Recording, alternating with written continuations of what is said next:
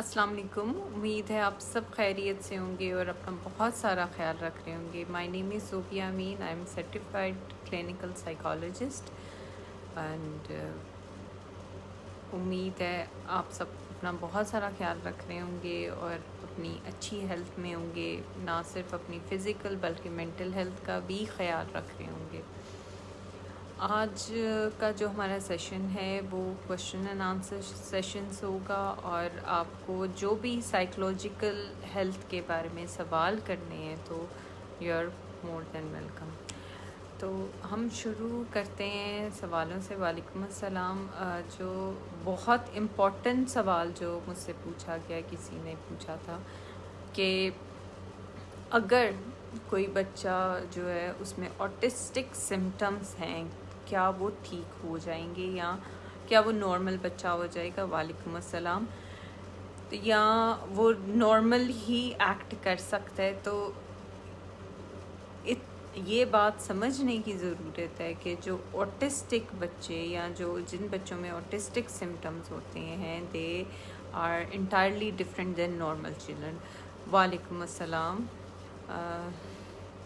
तो वो डिफरेंट कैसे होते हैं, अगर हम एग्जांपल देना चाहें तो उनकी ब्रेन की वायरिंग जो होती है नॉर्मल बच्चों से बिल्कुल डिफरेंट होती है। अगर छोटा सा आम सा एग्जांपल देना चाहें तो वो ये है कि अगर हम एंड्रॉयड हैं तो वो आईफोन है, तो जो भी मैसेज हमें उन्हें देना होता है, जैसे एंड्रॉयड से आईफोन तक मैसेज मुश्किल से पहुंचता है और आईफोन से एंड्रॉयड में कन्वर्ट करने में मसला होता है, इसी तरह हमें अपना जो मैसेज उन तक कन्वे करना है उसमें मुश्किल होता है, और जो उनसे उनको अपना मैसेज कन्वे करना बहुत मुश्किल लग रहा होता है। तो जो चीज़ हम ऑटिस्टिक बच्चों के साथ कर सकते हैं कि हम उन्हें लाइफ स्किल्स सिखाएं, हम उन पे मेहनत करें, उन्हें हेल्प करें। उन्हें हेल्प किस चीज़ में करें कि उनकी वोकेबलरी बिल्ड करते जाएं। अब हम ये सोचते हैं कि बच्चे जो हैं अगर उनमें ऑटिस्टिक सिम्टम्स हैं तो उन्हें समझ नहीं आ रही, उन्हें उस टाइम पे समझ सब कुछ आ रही होती है लेकिन वो रिएक्ट या रिस्पॉन्ड नहीं कर रहे होते। अब जब हम उनके सामने मुख्तलिफ मैसेज देते जाएंगे, वालेकुम अस्सलाम, मुख्तलिफ चीज़ें पढ़ाते जाएंगे, तो एट द एंड क्या होगा कि वो एकदम जब भी उनको वो रिस्पॉन्ड करना शुरू होंगे तो वो एकदम से रिस्पॉन्ड करना शुरू करेंगे और आप अमेज्ड हो जाएंगे क्योंकि बाकी बच्चे वन वर्ड लैंग्वेज से शुरू करते हैं। वो एक लफ्ज़ बोलेंगे, फिर दो लफ्ज़ बोलना शुरू करेंगे, फिर तीन लफ्ज़, फिर जुमले। लेकिन अगर कोई बच्चा जिसमें ऑटिस्टिक सिम्टम्स हैं वो इस तरह नहीं करते, वो जब बोलना शुरू करते हैं तो वो एकदम बोलना शुरू करते हैं। वालेकुम अस्सलाम। तो उनमें वो सिर्फ आपसे लर्न कर रहे हैं, तो उन्हें लर्न करने में आप हेल्प करें, फैसिलिटेट करें, उन्हें एक्सपोज करें डिफरेंट चीज़ों के बारे में बताएं, इन्फॉर्मेशन दें, लेकिन कोई भी चीज़ बार बार रिपीट ना करें क्योंकि रिपीट करने से उन्हें वो चीज़ें समझ नहीं आ रही होंगी। तो अगर वो सवाल करता है या आप सवाल करते हैं तो बच्चा रिपीट करता है, तो दोबारा सवाल रिपीट करने की ज़रूरत नहीं है, बल्कि आप जो हैं आप उसको डिफरेंटली मतलब कि उस चीज़ के बारे में बताएंगे। फॉर एग्ज़ाम्पल, अगर आप एप्पल दिखा रहे हैं बच्चे को और कह रहे हैं व्हाट इज़ दिस, और वो आगे से बोले व्हाट इज़ दिस, तो आप आंसर करोगे दिस इज़ एन एप्पल। वो बोले दिस इज़ एन एप्पल, आप बोलोगे एप्पल इज़ रेड। फिर आप वो बोले एप्पल इज़ रेड, तो आप बताओगे दिस इज़ ए फ्रूट।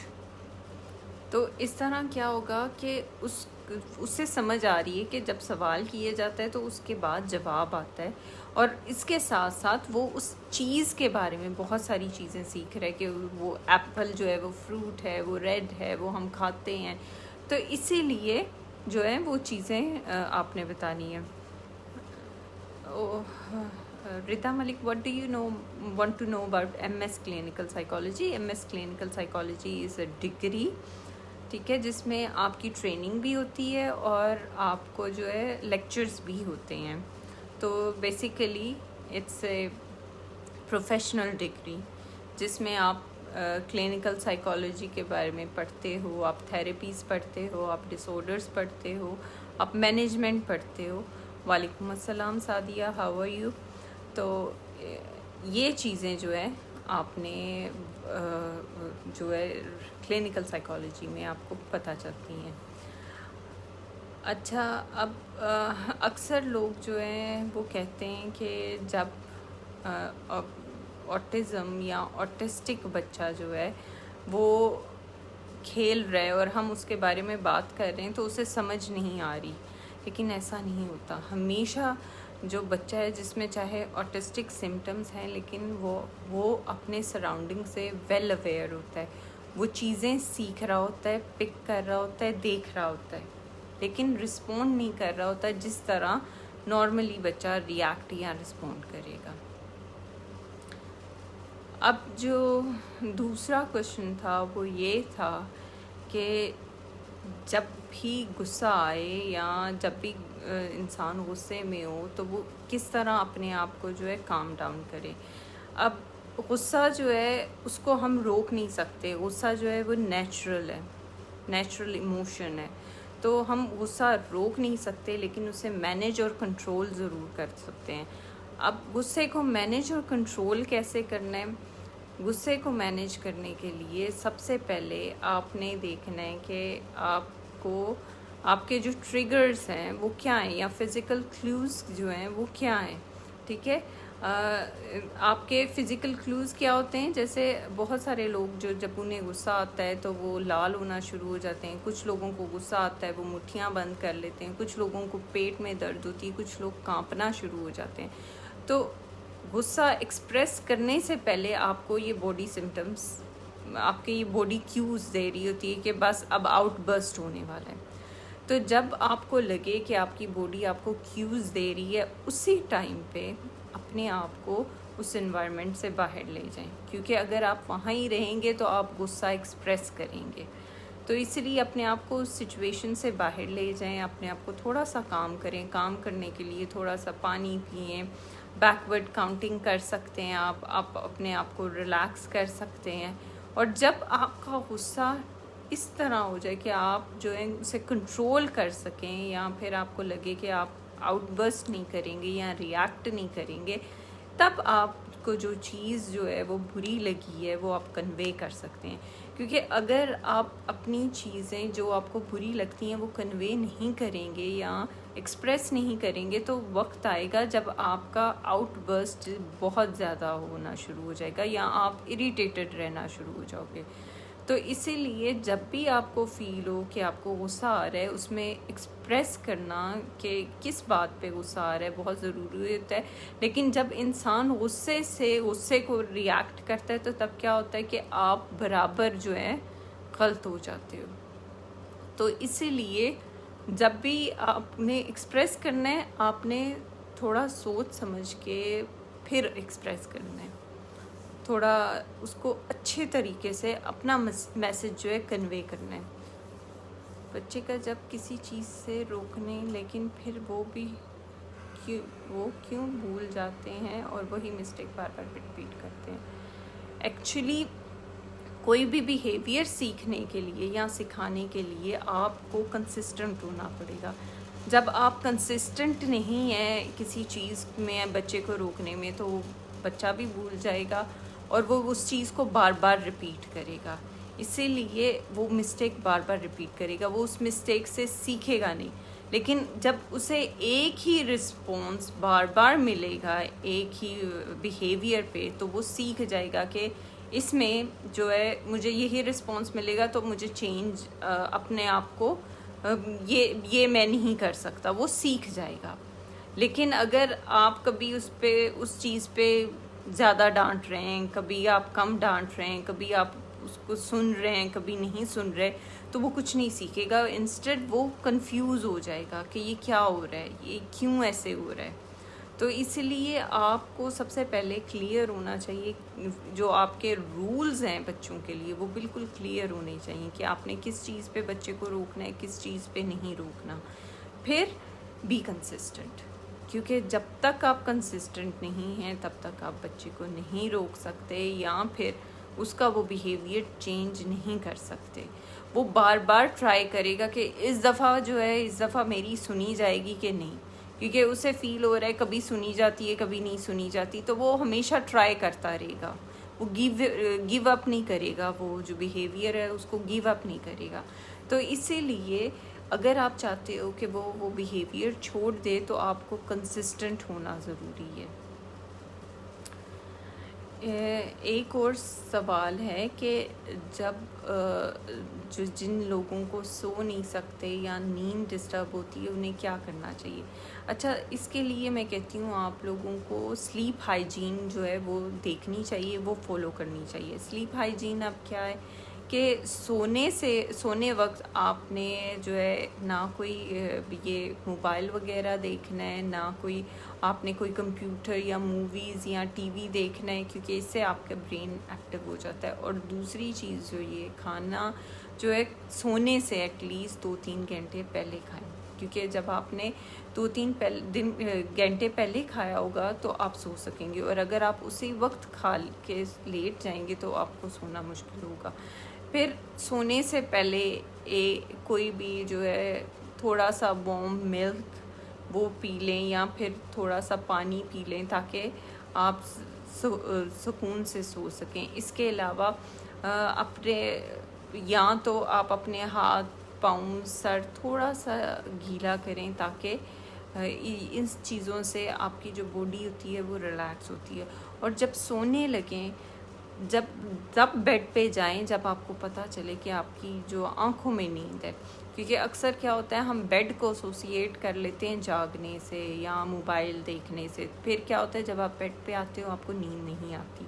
तो बेड सिर्फ नींद से एसोसिएट करना है। जब भी सिर्फ नींद आनी है तब बेड पे आना है, वरना नहीं आना, क्योंकि हमारा अनकॉन्शियस माइंड जो है वो एसोसिएशंस बना लेता है और उस एसोसिएशन के बेस पे हम सोते या कुछ भी काम करते हैं। अब अगर आप सारा दिन बेड पे एक्टिव रहते हैं या बेड पे लेटे रहते हैं तो फिर भी जो आपका बेड है वो एसोसिएट हो जाता है जागने से।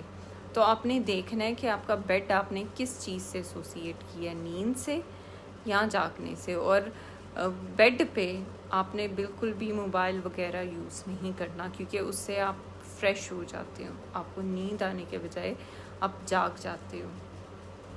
तो इसीलिए आपने अपने बेड को सिर्फ नींद से एसोसिएट करना है। और अगर आपको लगे बेड पे लेटने के बाद कि आपको नींद नहीं आई तो फ़ौरन बेड से उठ के कहीं और जाके कुछ बुक रीड करना शुरू कर दें, कोई छोटी मोटी एक्टिविटी कर लें, लेकिन कोई ऐसी एक्टिविटी ना करें जिससे आप फ्रेश हो जाएं।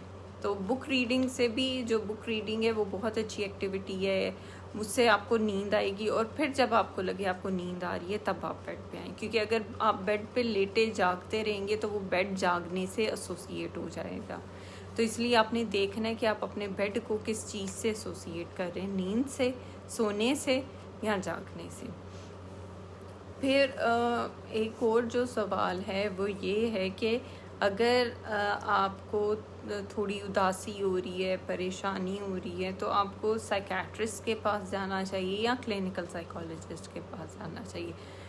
तो आप किसी के पास भी जाएं, दे विल डायरेक्ट यू कि आपको किस चीज़ की ज़्यादा ज़रूरत है। हाँ, अगर आपको नॉर्मल लाइफ में थोड़ा सा प्रॉब्लम आ रहा है या थोड़ा सा इशू आ रहा है तो और जो प्रोलोंग नहीं कर रहा या फिर ज़्यादा पुराना नहीं है या फिर ज़्यादा आपकी डेली एक्टिविटीज़ को डिस्टर्ब नहीं कर रहा, तो फिर ज़रूरी नहीं है कि आपको मेडिकेशन की ज़रूरत हो सकता है आप थोड़ा सा काउंसलिंग करवा के आप बेहतर फील करना शुरू कर दो। लेकिन अगर आपको कोई चीज़ प्रोलोंग कर रही है और आपकी डेली एक्टिविटीज़ बहुत डिस्टर्ब हो रही हैं तो तब आपको मेडिकेशन की ज़रूरत है। लेकिन इसका ये मतलब नहीं कि आप साइकेट्रिस्ट के पास जाएंगे तो वो साइकोलॉजिस्ट के पास नहीं भेजेगा, या साइकोलॉजिस्ट के पास जाएंगे तो वो साइकेट्रिस्ट के पास नहीं भेजेगा, क्योंकि वो बेहतर जज कर सकते हैं आपको साइकोलॉजिस्ट की ज़रूरत है या साइकेट्रिस्ट की ज़रूरत है। तो वो उसके अकॉर्डिंगली आपको जो है मशवरा देंगे या आपको मेडिकेशन देंगे।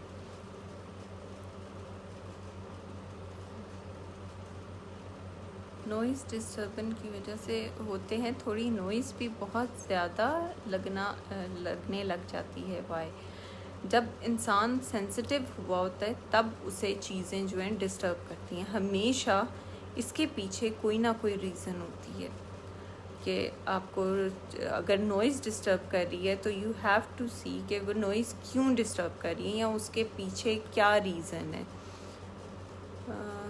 वालेकुम अस्सलाम, अल्हम्दुलिल्लाह आई एम फ़ाइन। उसके पीछे क्या रीज़न है? कभी कभी होता है कि it's not noise, it's about someone, some person, कोई इंसान या कोई बच्चा आपको हर रोज़ इरिटेट कर रहा है और आप चुप हैं, फिर एकदम जो है आपको लगता है कि आपको नॉइज़ भी इरिटेट कर रही है। तो यू हैव टू एक्सप्लोर कि उस नॉइज़ से किसके साथ आपकी मतलब एसोसिएशन है। बिल्कुल, आप you have to get to the root cause of the issues, क्योंकि जब भी आपको कोई इशू रिजॉल्व करना है तो रूट कोज आपको पता होनी चाहिए। अगर आपको रूट कोज नहीं पता तो you can't work on it. दूसरी जो मोस्ट इम्पॉर्टेंट चीज़ है वो आपकी एक्सपेक्टेशंस हैं। तो आपकी एक्सपेक्टेशन अगर रियलिस्टिक नहीं है तो फिर भी वो इशू करते हैं। अगर आपकी एक्सपेक्टेशन रियलिस्टिक हैं तब जाके आप चीज़ों के साथ जो है रियलिस्टिक गोल्स बनाते हैं, आप रियलिस्टिकली अप्रोच करते हैं और आपके जो चीज़ें हैं वो बेहतर आप समझना शुरू करते हो। अगर एक्सपेक्टेशंस के बेस पे चलना शुरू करो, अनरियलिस्टिक एक्सपेक्टेशंस हों तो वो आपको डीमोटिवेट करती हैं। आपको लगता है कि आप कुछ नहीं कर सकते या आप अपने गोल्स अचीव नहीं कर सकते या जो आपने सोचा हो वो ना हो, तो वो ज़्यादा डिस्टर्बिंग हो जाता है।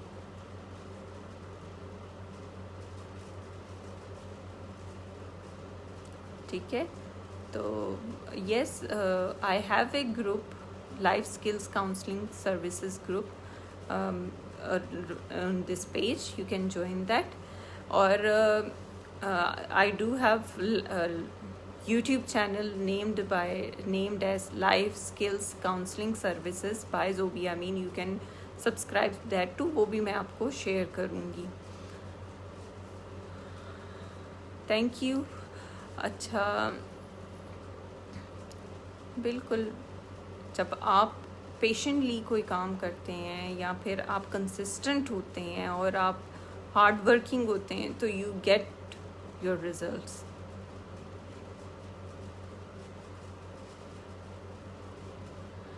बच्चों के साथ जो है जो सबसे ज़्यादा इम्पॉर्टेंट चीज़ है, एक तो कम्युनिकेशन है। अगर आप कहें कि पेरेंट्स क्या कर सकते हैं बच्चों के साथ ताकि उनकी मेंटल हेल्थ जो है वो अच्छी रहे, एक be truthful to them, have realistic expectation with them. ये ना हो कि एक बच्चे के साथ अगर वो आर्ट उससे ज़्यादा पसंद है तो आप उसके एक्सपेक्ट करना शुरू हुए ये साइंटिस्ट बन जाए।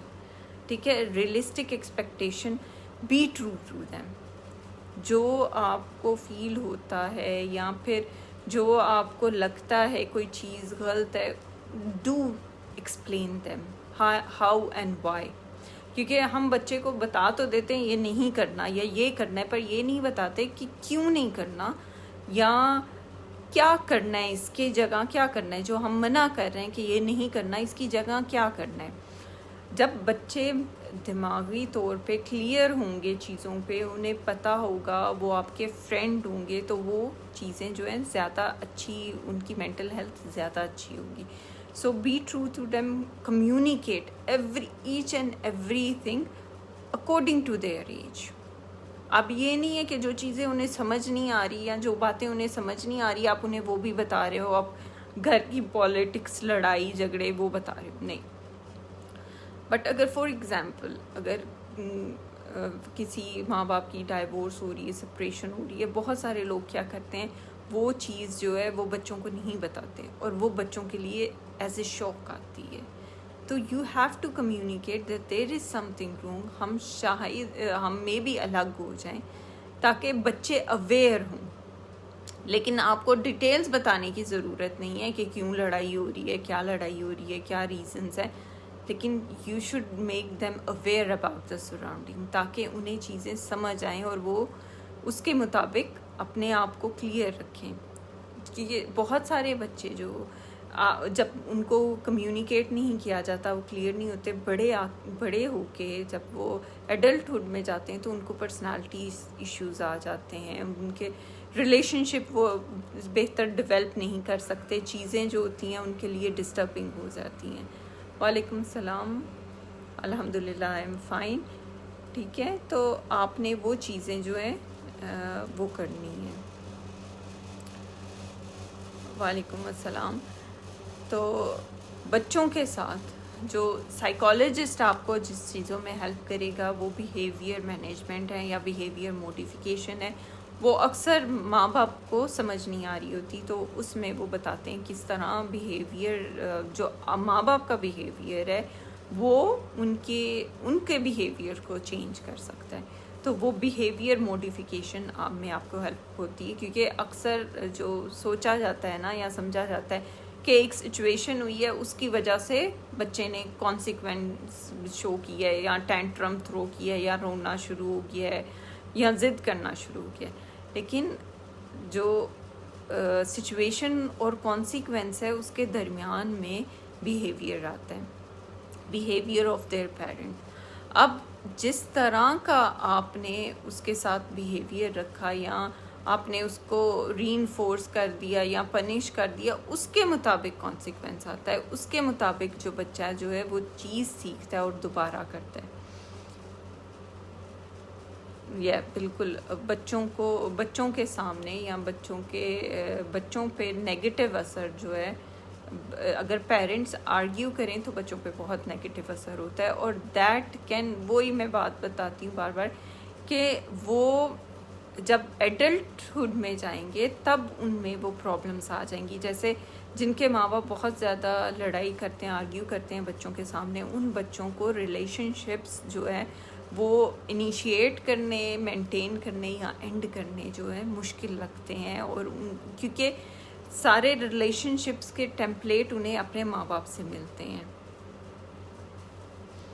ठीक है, और बाकी जो चीज़ें हैं वो, बल्कि जो अर्ली लर्निंग है ना, वो इम्पैक्ट करती है इंसान की फ्यूचर जो लाइफ को। तो इसीलिए पेरेंट्स को भी बहुत ज़्यादा जो है चीज़ें जो हैं सीखनी पड़ती हैं, क्योंकि नो वन इज़ परफेक्ट।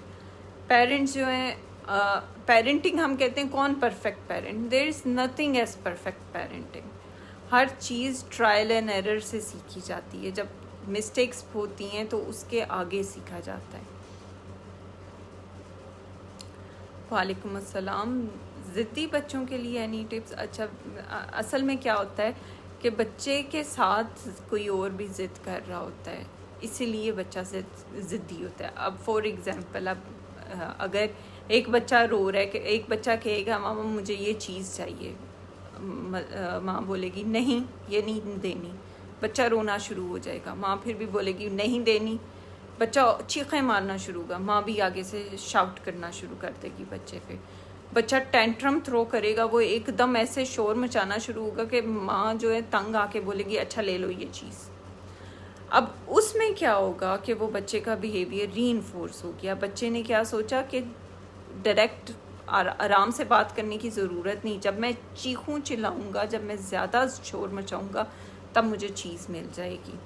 तो वो नेक्स्ट टाइम आपको आराम से बात नहीं करेगा, वो डायरेक्ट ज़िद से शुरू करेगा। इसलिए अगर आपको लगता है बच्चा ज़िद्दी है, जस्ट मेक ए रूल, उस रूल को फॉलो करें और उस बच्चे को सिर्फ जो है एक दफ़ा एक मैसेज दें, क्योंकि जब आप बार बार एक बात रिपीट करते हैं उस बात का जो असर है ना वो कम हो जाता है उस बच्चे पर। तो इसलिए एक बच्चे पे जो है एक बार मैसेज दें और उसके बाद छोड़ दें। अगर वो उसके बाद ज़िद कर रहा है, चीख रहा है, शोर मचा रहा है, इग्नोर है, क्योंकि उसे एट द एंड ये पता चल जाएगा या ये समझ आ जाएगी कि मैं जितना मर्ज़ी चीखूँ चिल्लाऊँ, जो रूल है I have to follow it, और उससे चेंज नहीं आएगा कुछ।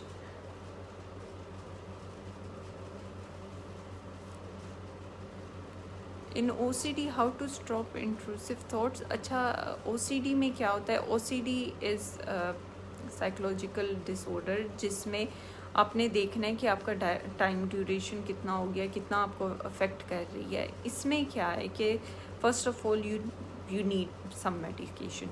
सेकंड क्या चीज़ है कि सेकंड आपको साइकोलॉजिस्ट के पास जाना चाहिए, क्योंकि they teach you therapies like thought stopping, response prevention, जिस पे अमल करके, लेकिन हर जो इंडिविजुअल है वो डिफरेंट होता है, इसीलिए कोई भी डिसऑर्डर की एक थेरेपी नहीं है।